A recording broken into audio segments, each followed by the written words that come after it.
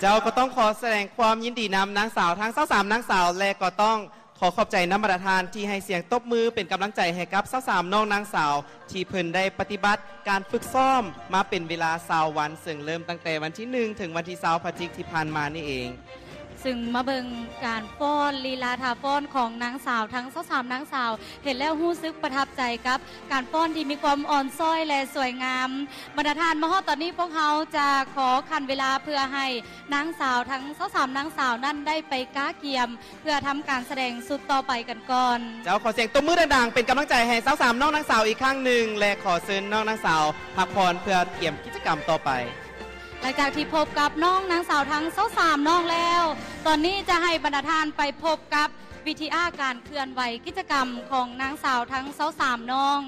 เจ้าซึ่งว่าการปฏิบัติกิจกรรมเคลื่อนไหวผ่านมานั้นถือว่าน้องนางสาวของพวกเขามีความตั้งใจและสุ่มใส่เวียกงานที่ทางกองประกวดเพิ่นได้มอบหมายให้และภาพวิธีที่จะเสนอนี้เป็นภาพการเคลื่อนไหวของบรรดาน้องนางสาวทั้ง23นางสาวถ้าบรรดาทานพร้อมกันแล้วขอเชิญบรรดาทานไปพบกับภาพวิดีอาร์มวลๆของทางทีมงานได้เลยขอเชิญ